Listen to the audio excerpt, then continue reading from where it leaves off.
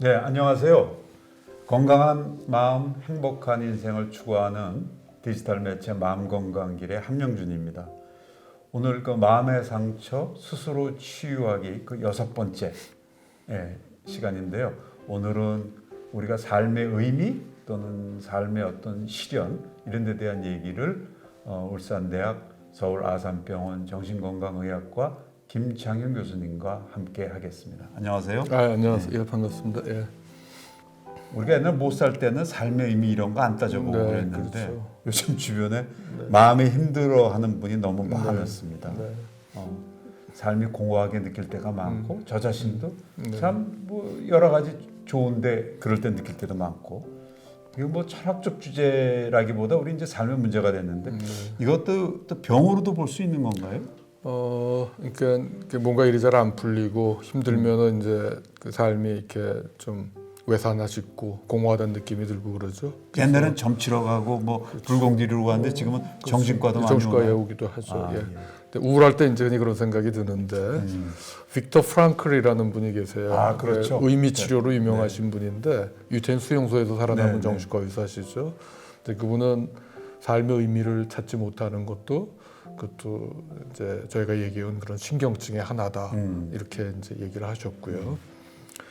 칼 구스타프 융은 그 BBC 인터뷰에서 굉장히 유명한 인터뷰예요. 이거는 거기서 인간은 의미 없이 살 수 없다 뭐 이런 말씀을 하셨죠. 네. 그래서 이게 삶의 어떤 근원적 문제에 대한 이제 질문이고 삶의 의미에 대한 건 네. 그리고 우리가 묻지 않으면 답도 없는 거죠. 네. 사실은. 예. 그러면 이 삶의 의미를 우리가 어디서 찾을 수 있을까요?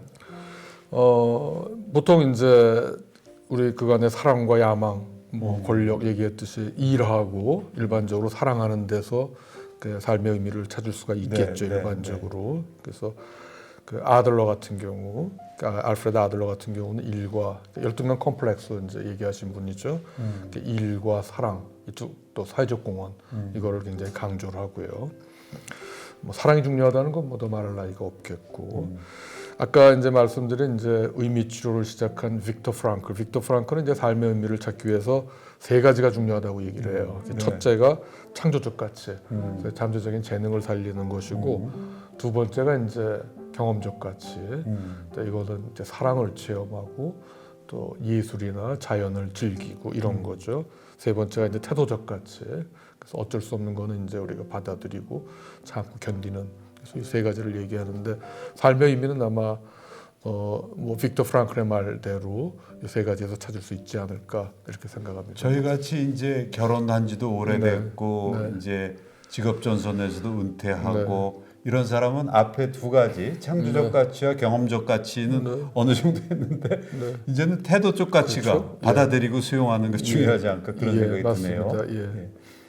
근데 우리가 산다는 게 결국은 언젠가는 죽게 마련이고 허망한데 어떤 사람들은 뭐 즐겁게 살면 되는 거 아니야 하는데 그게 또 말같이 쉽지는 않은데 어떻게 생각하십니까?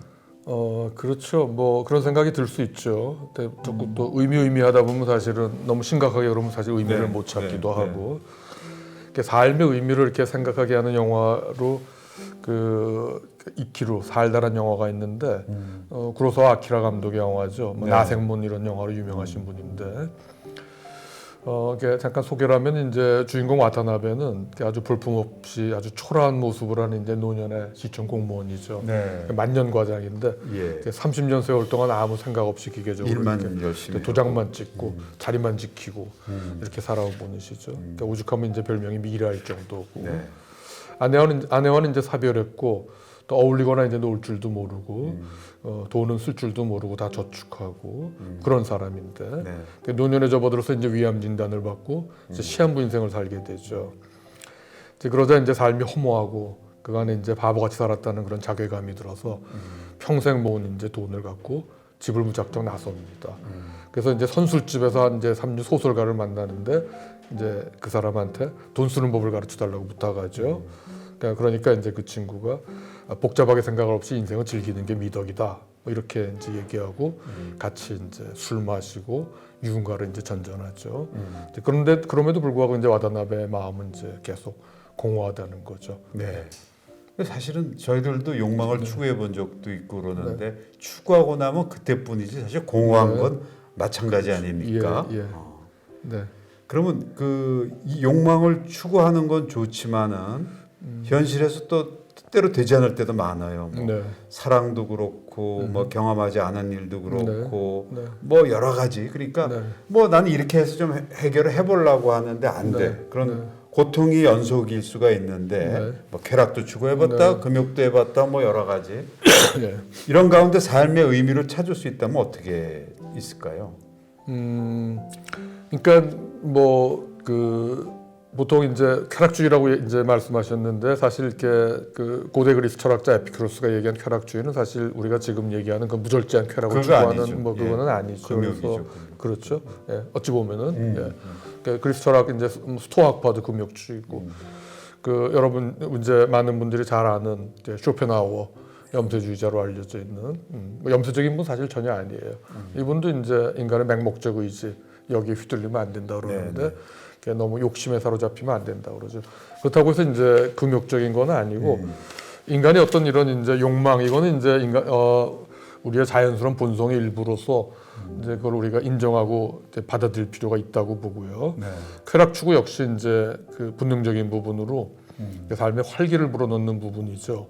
그래서 우리가 살면서 어쩌면은 삶의 여정에서 거쳐야 되는 과정일 수도 있겠고 사랑에 빠지는 것도 그렇죠. 그래서 아까 말씀드린 이키루에서 와타나베가 이제 다음에 젊은 이제 여자 부하 직원하고 굉장히 같이 지내면서 이제 그간에 느끼지 못한 이제 그런 감정을 느끼는데 그러면서 이제 삶의 활기를 느끼거든요.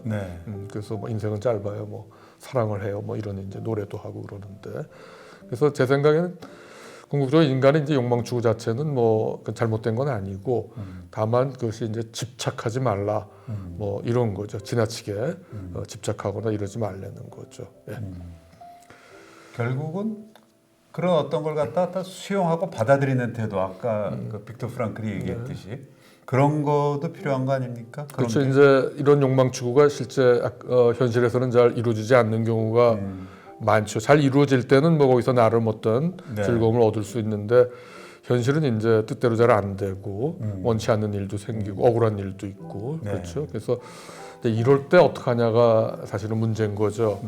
그래서 이제 어떻게 할 수 없는 부분에 대해서는 그거를 지금 말씀하신 대로 수용하는 그런 이제 지혜가 필요하다는 거죠. 그래서 실제 정신치료의 목적이 이제 환자를 상담하러 오신 분을 행복하게 만드는 게 아니라 고통을 참는 철학적 인내를 갖도록 도와주는 거라고 이렇게 얘기하죠. 칼 구스타프 융의 얘기인데 저는 뭐 여기에 전적으로 공감을 합니다. 그래서 이제 그분 말씀은 융의 얘기는 고통은 극복해야 되는 거다.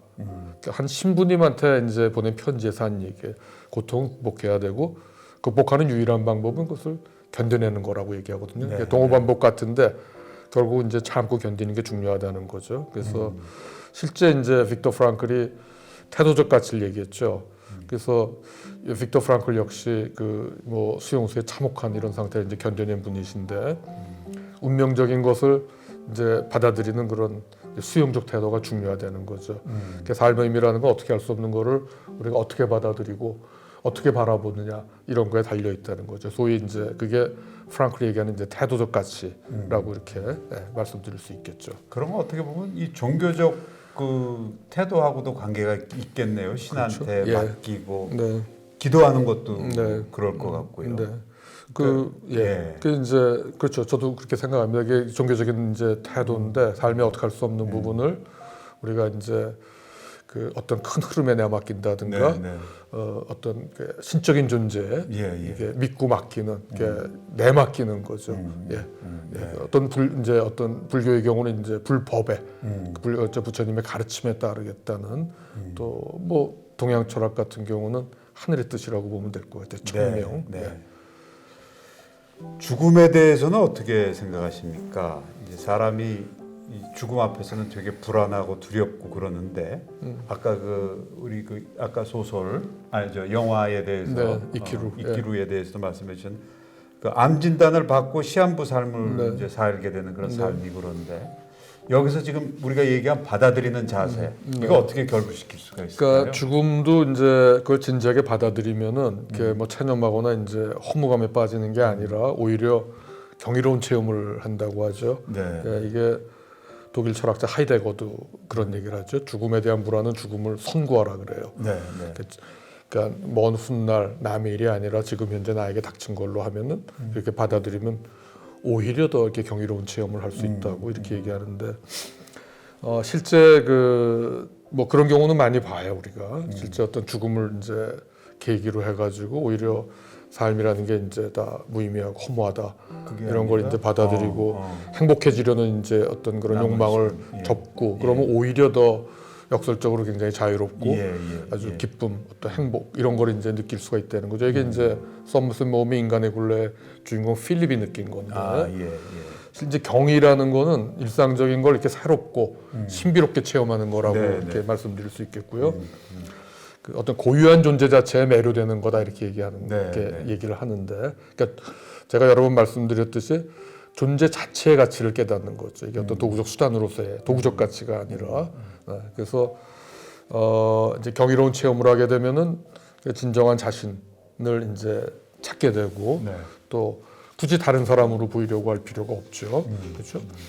우월한 것처럼 이렇게 할 필요도 없고 자신뿐만 아니라 다른 사람에 대해서 그 고유한 어떤 존재 가치를 느끼고 그게 이제 어떤 진정한 사랑으로 이어지고 또 내 주변의 어떤 일상적인 것 그런 대상에 대해서도 어떤 가치를 느끼기 때문에 그런 것들이 평소 일상적이고 이런 게 굉장히 소중하고 특별하게 느껴지기도 하고 새로운 이런 느낌이 오기도 하죠. 그래서 또 다른 사람에 대해서도 마찬가지로 이렇게 주위 사람을 이렇게 배려하고 애틋한 마음도 느끼고 이렇게 있는 그대로 존중하고 그래서 이제 이런 경이로운 체험을 하게 되면 오히려 죽음에 대한 두려움을 극복할 수 있다는 거고요. 실제 이제 그 이키로에서 보면 와타나베가 죽음을 앞두고도 뭔가 의미 있는 일을 해야겠다고 이제 마음을 결심을 하죠. 그래서 주민들이 어떤 수건 사업을 해결해주겠다고 하고 이제 작정하고 나선 순간 저녁 노을을 볼 때 그간 30년 동안 느껴보지 못한 느낌을 이제 받는 거죠.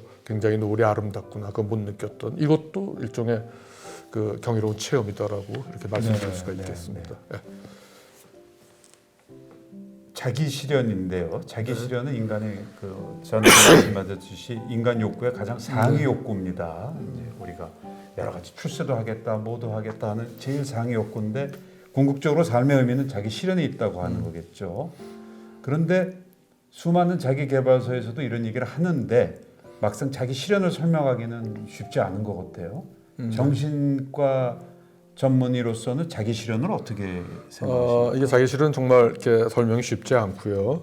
또 이렇게 진정한 자기가 되는 걸 알았는데 진정한 자기가 어떤지는 사실 이렇게 알듯 말듯한 이런 개념이죠. 그래서 일반적인 심리학자들이 얘기하는 자기 실현은 되게 그 현실을 이제 제대로 보고 또 자기 자신도 어떤 사람인지 깨닫고 그러면서 자신의 어떤 내재되어 있는 고유한 가능성, 잠재적인 재능 이거를 이제 충분히 살리는 이런 거라고들 이제 일반적으로 얘기를 하고요. 칼 구스타프 융이 이제 말하는 자기 실현은 어떤 그 심층의 마음을 깨닫는 거죠, 무의식을. 이건 어떻게 보면 이제 불교에서 깨달음 이런 것과도 비슷하다고 말씀드릴 수가 있겠고. 근데 지혜롭다는 거는 이제 어떤 삶에서 정말 무엇이 불교에서의 깨달음은 사실은 뭐 여실직견 있는 그대로 보는 거, 뭐 상을 여인다, 어떤 이제 선입견, 편견에서 벗어나서 이게 뭐 공하다 뭐 이런 걸 깨닫는 거라고 이렇게 얘기하긴 하죠. 지혜롭다는 건 이제 삶에서 무엇이 소중한지 그리고 그것이 어떤 것이 적절한지를 이제 아는 사람이고 뭐 너무 이렇게 돈, 명예, 권력 이런 거에 이제 너무 이렇게 연연하지 않고 자신한테 어울리는 게 어떤 건지를 알고 거기에 너무 집착하거나 얽매이지 않는 사람이죠. 이게 달리 얘기하면은 그 결핍의 영향을 좀 덜 받는 사람이에요. 그러니까 어떤 애정 결핍 뭐 이런 것들 그래서 그 우월해지고자 하는 욕구 이런 거에 이제 영향을 좀 덜 받고 존재 그 자체의 고유한 가치를 이제 인식하고 받아들이는 거고 결과적으로는 되게 이제 이 자기 실현한 사람은 이제 자기 중심적이지 않고 대상 중심적이죠. 아까 얘기한 이제 여러 번 얘기한 존재의 고유한 가치를 깨닫고 그래서 일상적인 것에 그 소중함을 알고 이제 진정한 사랑을 할 줄 알고 자연을 관조하고 예술을 즐길 줄 아는 사람이다. 이렇게 말씀드릴 수 있겠습니다. 그거를 우리 일상생활에 자기 실현을 한 사람의 모습으로 이렇게 하자 그러면은 뭐 특출나게 보이진 않을 것 같아요. 그렇죠. 예, 이렇게 아주 뭐 완벽한 사람으로 보이는 건 아니고 이렇게 특별하거나 이렇게 오히려 평범해 보이고 좀 어딘가 좀 어리숙하고 좀 이렇게 부족해 보이는 사람일 수가 네. 있다고 얘기하고 이게 자기 실현이 어느 정도까지 이루어질지는 그거는 개개인에 따라 다르고 어느 정도가 이루어질지는 사실은 이제 가늠하기는 어렵다고 하죠. 네. 융은 이제 이런 얘기를 해요. 모든 사람이 분명한데 이제 혼자만 우매한 것 같다.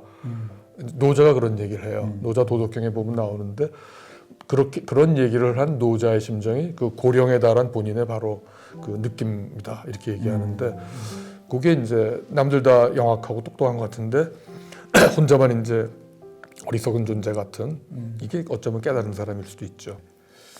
예, 오늘 저기 말씀 우리가 이제 종합을 해보면은 저는 그냥 이런 생각이 드네요. 결론적으로 저희들 모두는 이 인생을 살면서 자기 실현을 하기 위해 살아가는 겁니다. 우리 마음건강길이라는 매체를 만든 것도 그런 걸 같이 고민해 보자는 차원에서 그런 건데 저는 두 가지를 그냥 느끼고 있습니다. 자기 실현에 첫째는 마음의 민주화입니다.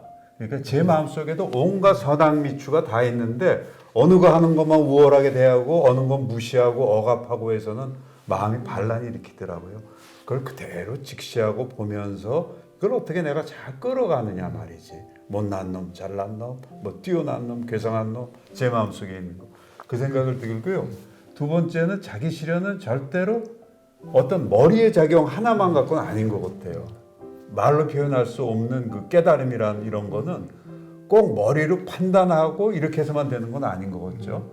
쉽게 생각해서 우리가 수영을 잘 한다든가 아니면 자전거 배울 때 이론 갖고 되는 거 아니잖아요. 표현은 안 되지만 지가 몸에 체득이 돼서 몸에 맞게 될 때 거기서 이제 되게 되는데 그 깨달음을 찾는 거는 바로 그런 여러 가지 지금 것들을 통해서 결국 자기가 스스로 체득이 돼서 자동적으로 될 수 있는 그 두 가지를 끊임없이 생각하면서 저한테는 이제 가는 게 바로 자기 실현의 하나의 방법이 아닌가 그렇게 생각했습니다.